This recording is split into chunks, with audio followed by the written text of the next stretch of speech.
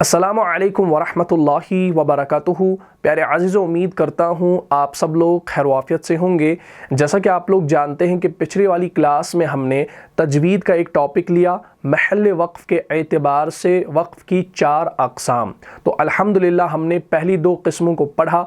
आज हम इंशाअल्लाह मज़ीद 2 किस्मों को पढ़ेंगे, लेकिन क्लास शुरू करने से पहले आपसे गुजारिश है कि अगर अभी तक आप में से किसी ने पिछली वाली क्लास को नहीं देखा है तो यहाँ पर जो आई का बटन शो हो रहा है इस पर आप क्लिक करें और उस वीडियो को शुरू से लेकर आखिर तक देख लीजिए और सवाब की नीयत से वीडियो को ज़्यादा से ज़्यादा शेयर कीजिए। तो हमने जाना था महल वक़्फ़ के एतबार से वक़्फ़ की 4 अक़साम। वो 4 अक़साम कौन सी हैं? सबसे पहली जो किस्म है उसे क्या कहा जाता है? उसे कहा जाता है वक़्फ़े ताम। ठीक है जी। दूसरी जो किस्म है उसे कहा जाता है वक़्फ़े काफ़ी। तीसरी जो किस्म है उसे कहा जाता है वक़्फ़े हसन। और चौथी जो किस्म है उसे कहा जाता है वक़्फ़े क़बीह। ठीक है जी। तो इसको आप नोट कर लीजिए। तो हमने पहली किस्म और दूसरी किस्म को मुकम्मल कर लिया। पहली किस्म के अंदर आपने जाना कि वक़्फ़े ताम क्या होता है। सिंपली याद रखें कि जहाँ पर लफ्ज़ी और मानवी ताल्लुक़ जो है वो ख़त्म हो जाए, यानी कलाम जो है वो मुकम्मल हो जाए। ठीक है जी। तो वहाँ पर वक़्फ़े ताम आप कर सकते हैं और आप वहाँ पर इब्तिदा कर सकते हैं, इआदा करने की ज़रूरत नहीं है, ये हमने आपको समझा लिया है। इसी तरीके से वक़्फ़े काफ़ी है, जहाँ पर लफ्ज़ी ताल्लुक़ ख़त्म हो लेकिन मानवी ताल्लुक़ बाकी हो, तो उस सूरत में भी आप इब्तिदा कर सकते हैं, इआदा करने की ज़रूरत नहीं है। अब हम जानेंगे वक़्फ़े हसन किसे कहा जाता है और वक़्फ़े क़बीह किसे कहा जाता है और इनका हुक्म क्या है। ठीक है जी। तो अब हम चलते हैं यहाँ की ओर। सबसे पहले हम यहाँ पर लिखते हैं वक़्फ़े हसन। ठीक है जी। वक़्फ़े हसन किसे कहा जाता है इसको आप पहले सिंपली समझ लो। वक़्फ़े हसन वो वक़्फ़ है कि मौक़ूफ़ अलैह का अपने मा बाद कलमे से लफ्ज़ी और मानवी दोनों ताल्लुक़ हों, लफ्ज़ी और मानवी दोनों ताल्लुक़ हों और वक़्फ़ करने से ना माना बिगड़ते हों और ना इबहाम यानी माना में कोई शक पैदा होता हो। ठीक है जी। मैं यहाँ पर ये लिख देता हूँ, आप इसको नोट करें कि मौक़ूफ़ अलैह का अपने मा बाद कलमे से लफ्ज़ी और मानवी दोनों क्या हो? ताल्लुक़ हो। ठीक है जी। मौक़ूफ़ अलैह का अपने मा बाद कलमे से लफ्ज़ी और मानवी दोनों ताल्लुक़ हो और वक़्फ़ करने से ना माना बिगड़ते हों और एक तो माना नहीं बिगड़ेगा और न इबहाम इबहाम किसे कहा जाता है? शक को। ठीक है ना। और ना इबहाम यानी माना में कोई शक पैदा होता हो, यानी माना में कोई शक पैदा होता हो। ठीक है जी।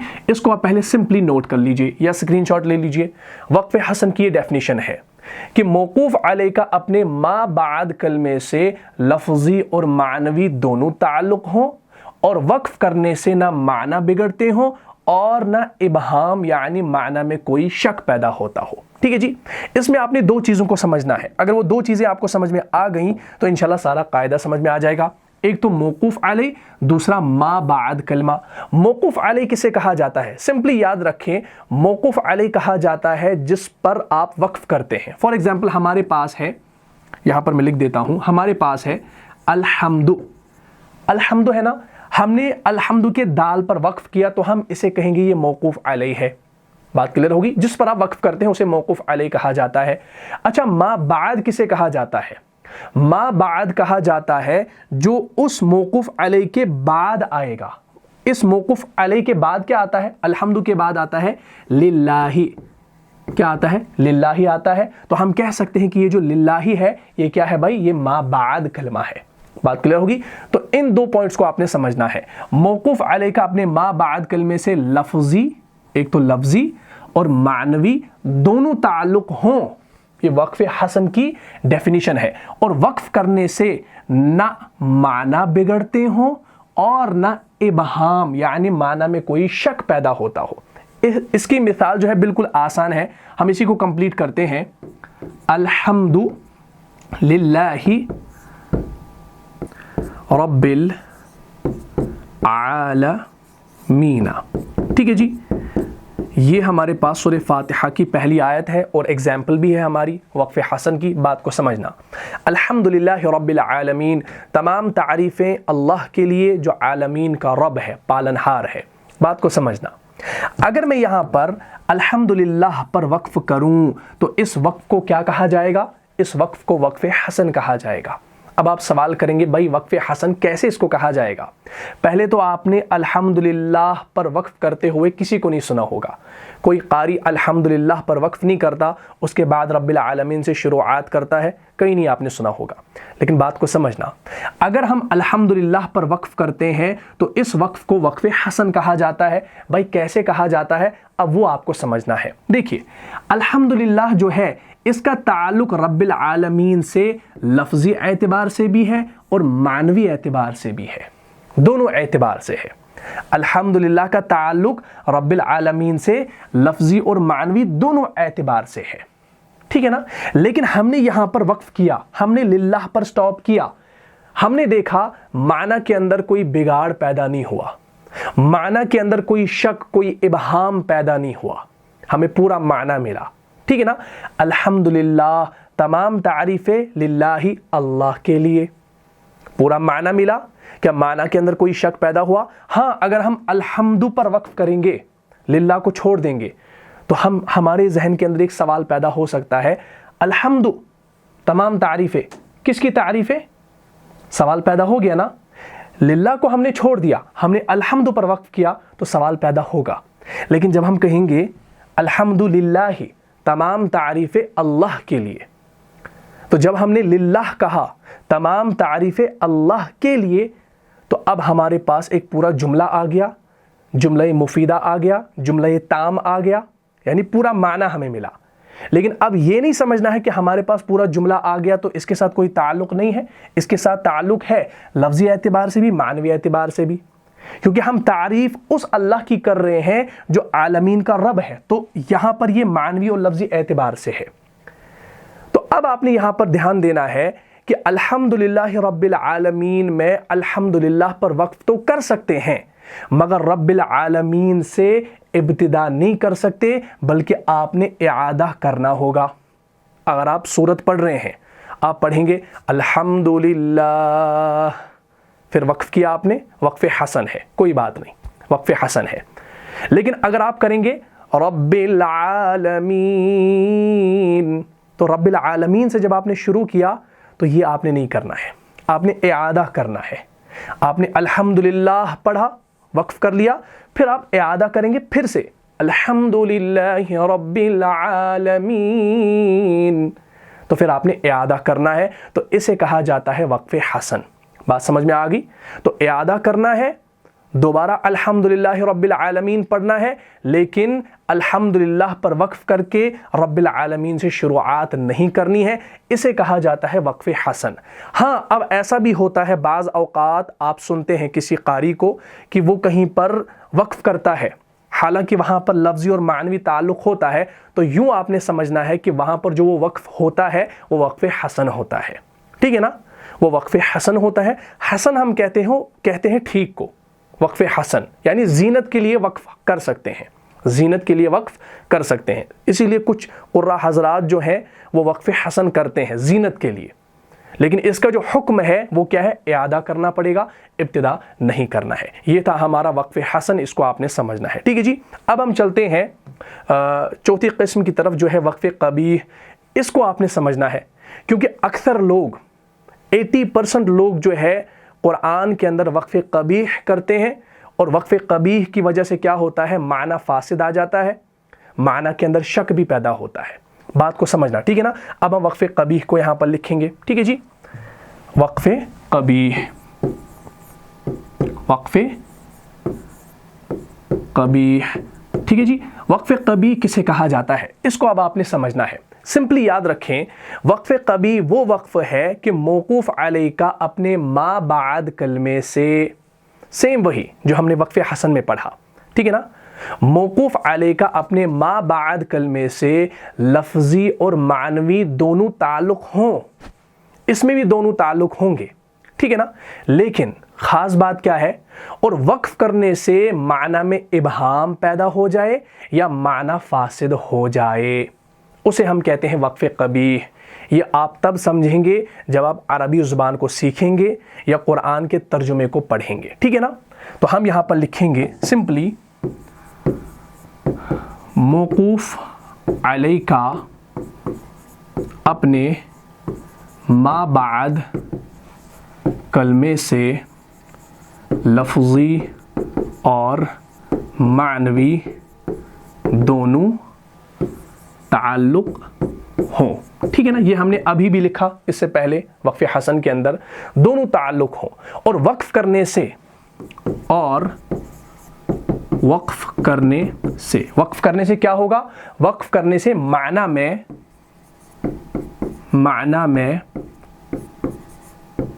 ابہام، ایک تو ابہام یعنی شک پیدا ہو جائے گا، ٹھیک ہے نا، ابہام پیدا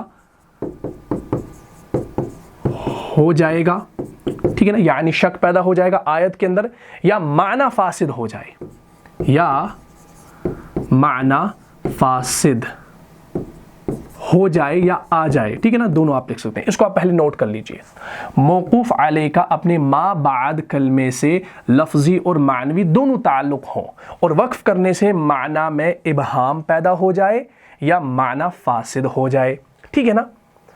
اب موقوف علیہ جس پر وقف کیا جائے، اور ما بعد کلمہ موقوف علیہ یعنی جس پر آپ نے وقف کیا اس کے بعد جو آنے والا کلمہ ہوگا اسے ما بعد کلمہ کہا جائے گا، ٹھیک ہے نا۔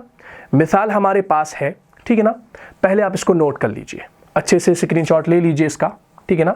موقوف علیہ کا اپنے ما بعد کلمے سے لفظی اور معنوی دونوں تعلق ہوں، اور وقف کرنے سے معنی میں ابہام پیدا ہو جائے گا یعنی معنی فاسد ہو جائے گا، ٹھیک ہے نا۔ اب مثال ہمارے پاس ہے سورہ نساء کے اندر، سورہ نساء کے اندر ہے آیت نمبر 43، ٹھیک ہے نا، اس کو آپ دھیان میں رکھیے، ہمارے پاس وہ آیت موجود ہے، یہ ہے ہمارے پاس، بات کو سمجھنا، یہ ہمارے پاس سورہ نساء کی آیت ہے، اعوذ باللہ من الشیطان الرجیم، کیا مطلب، یا ایہا الذین آمنوا لا تقربوا الصلاة وانتم سکارا حتی تعلموا ما تقولون ولا جنبا الا عابری سبیل حتی تغتسلوا، ٹھیک ہے نا۔ پھر آپ پوری آیت کو پڑھ لیں قرآن میں، لیکن سمجھنا یہاں پر کیا ہے وہ امپورٹنٹ ہے۔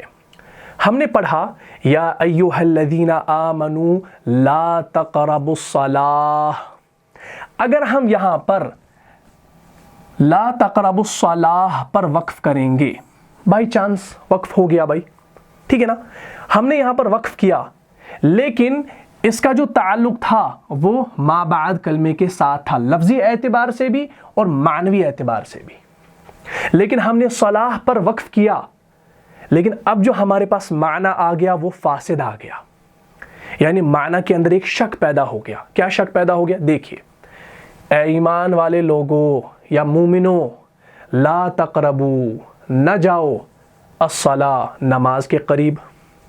کیا ہم مومنوں کو یہ دعوت دے سکتے ہیں، اے مومنوں نماز کے قریب مت جاؤ؟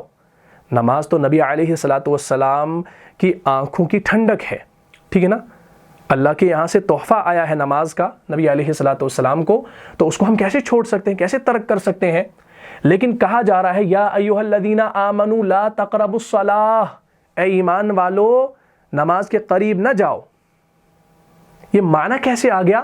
یہ معنی تب آ گیا جب ہم نے الصلاۃ پر وقف کیا، تو یہ جو وقف ہم یہاں پر کریں گے یہ وقف قبیح ہے، یعنی معنی فاسد آ گیا، وقف قبیح ہے، ٹھیک ہے نا، معنی فاسد آ گیا، معنی کے اندر شک پیدا ہو گیا، شک پیدا ہو گیا نا، یا ایھا الذین آمنوا، اے ایمان والو، لا تقربوا الصلاۃ، نماز کے قریب نہ جاؤ۔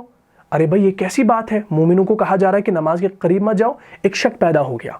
کیونکہ ہم نے پورا نہیں پڑھا، ہم نے الصلاۃ پر وقف کیا، تو یہ جو وقف ہے اسے وقف قبیح کہا جائے گا۔ لیکن آگے جب ہم چلیں گے، اگر ہم یہاں پر وقف نہیں کریں گے، ہم پڑھیں گے لا تقربوا الصلاۃ وانتم سکارا، جب تم کیا ہو؟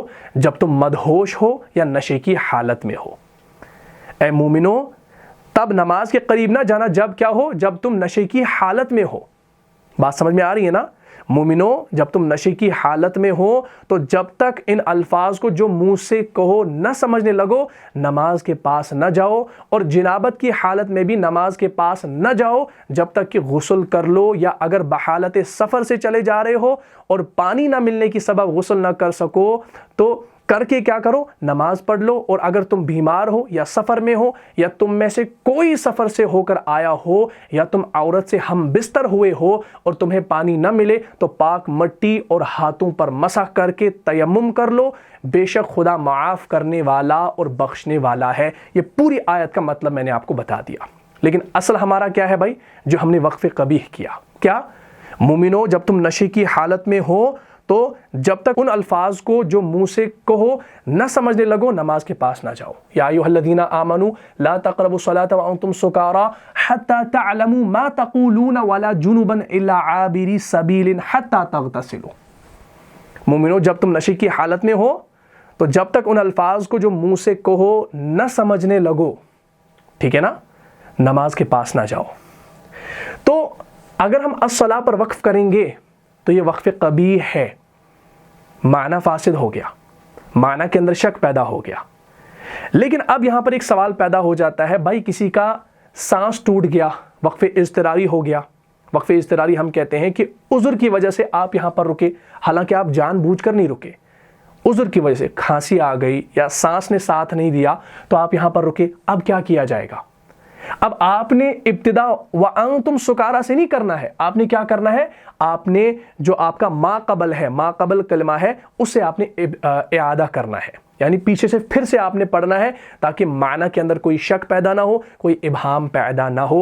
اور یہ جو غلطی ہے وقف قبیح کی، یہ عموماً لوگ کرتے ہیں۔ تو ہم نے پڑھنا ہے یا ایھا الذین آمنوا لا تقربوا الصلاۃ، سانس نے ساتھ دیا، یہیں تک دیا، الصلاۃ پر دیا، رکے۔ لیکن اب وَأَنْتُمْ سُكَارَى سے ابتدا نہیں ہوگی، بلکہ لَا تَقْرَبُوا الصَّلَاةَ وَأَنْتُمْ سُكَارَى، ٹھیک ہے نا؟ پھر میں نے یہاں پر بھی وقف کیا، پھر کیا کریں گے؟ وَأَنْتُمْ سُكَارَى حَتَّى تَعْلَمُوا مَا تَقُولُونَ وَلَا جُنُبًا إِلَّا عَابِرِي سَبِيلٍ حَتَّى تَغْتَسِلُوا۔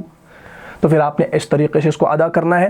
لیکن مقصد یہاں پر یہ بتانے کا ہے کہ وقف قبیح جہاں پر ہو وہاں پر آپ نے بچنا ہے، اعادہ کرنا ہے، ابتدا نہیں کرنی ہے۔ اب وقف قبیح آپ کو کیسے پتا چلے گا؟ جب آپ نے معنی پڑھا ہوگا، آیت کا معنی آپ کے ذہن میں ہوگا، یا آپ عربی زبان جانتے ہوں گے، تو خود بخود آپ کو سمجھ میں آ جائے گا کہ لفظی اور معنوی اعتبار سے تعلق کس چیز کا ہے۔ کیا کہیں جملے کے اندر کوئی شک تو پیدا نہیں ہو رہا، معنی فاسد نہیں آ رہا؟ یہ خود انشاءاللہ آپ کو سمجھ میں آ جائے گا۔ وقف قبیح کے لیے شرط کیا ہے؟ کہ آیت کا ترجمہ آپ کے ذہن میں ہو یا عربی زبان آپ جانتے ہو، تب جا کر آپ وقف قبیح کو سمجھ لیں گے۔ کیونکہ اکثر لوگ جو ہیں وہ عربی نہیں جانتے، وہ قرآن کا معنی نہیں جانتے، وہ قرآن کو پڑھتے ہیں اور کہیں بھی وقف کر لیتے ہیں اور پھر آگے سے شروعات کرتے ہیں، لیکن ان کو پتہ نہیں ہوتا کہ بھائی یہ معنی برابر آ گیا بھی، کیا کہیں شک تو پیدا نہیں ہوا؟ تو اس چیز سے آپ نے بچنا ہے۔ اسی لیے ضروری کیا ہے؟ عربی زبان کا سیکھنا، اور الحمدللہ عربی گرامر کورس بھی ہم کرا رہے ہیں انشاءاللہ۔ یہ ہم نے جو 2 اقسام پڑھی محل وقف کے اعتبار سے، وقف حسن اور وقف قبیح، یہ تجوید کے اندر تھی، لیکن ہم نے اس کو آپ کے سامنے جو ہے عربی گرامر کے بیچ میں ہی لایا، کیونکہ بہت سارے لوگ اصرار کر رہے تھے، سوالات کر رہے تھے کہ محل وقف کے اعتبار سے جو اقسام ہیں ان کو پڑھائیں، ٹھیک ہے نا؟ تو الحمدللہ ہم نے ان 4 اقسام کو مکمل کر لیا۔ اب ہم انشاءاللہ کل سے جو ہے اپنی گرامر سیریز کو کنٹینیو کرتے ہیں، پروسیڈ کرتے ہیں۔ تو گزارش کرتا ہوں ان تمام چیزوں کو آپ نے ذہن نشین کر لینا ہے۔ وقف قبیح کا قاعدہ بھی آپ نے ذہن میں رکھنا ہے اور وقف حسن کا بھی قاعدہ ذہن میں رکھنا ہے، ٹھیک ہے نا؟ غلطی نہیں کرنی ہے، کیونکہ اکثر لوگ جو ہیں وہ وقف کے اندر غلطیاں کرتے ہیں، تو اس سے آپ نے بچنا ہے۔ انشاءاللہ قرآن کو اچھی آواز سے پڑھو، اچھے مخرج سے پڑھو، صفات کے ساتھ ادا کرو، تو انشاءاللہ آپ قرآن کو صحیح پڑھیں گے، اللہ کی رحمت بھی آپ پر انشاءاللہ ضرور نازل ہوگی۔ اور آپ جب تک سیکھیں گے نہیں، محنت نہیں کریں گے، مشق نہیں کریں گے، تب تک یہ چیز ذہن میں آنے والی نہیں ہے۔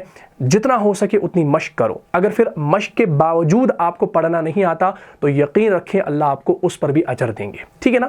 لیکن آپ نے محنت کرنی ہے، مشق کرنی ہے، چھوڑنا نہیں ہے۔ تو مجھے امید ہے آپ کو یہ پوری کلاس جو ہے سمجھ میں آ گئی ہوگی۔ اگر آپ کو اس کلاس سے فائدہ ہوا ہے تو اپنے دینی بھائیوں اور بہنوں میں اس کو لازماً شیئر کر دیجئے۔ ملتا ہوں انشاءاللہ نیکسٹ ایپیسوڈ میں، تب تک کے لیے آپ خوش رہیں، سلامت رہیں، امن و حفاظت میں رہیں۔ السلام علیکم ورحمۃ اللہ وبرکاتہ۔ جان جان سے بھی پیارا ہے، جان جان سے بھی پیارا ہے، رہنما مصطفیٰ ہمارا ہے۔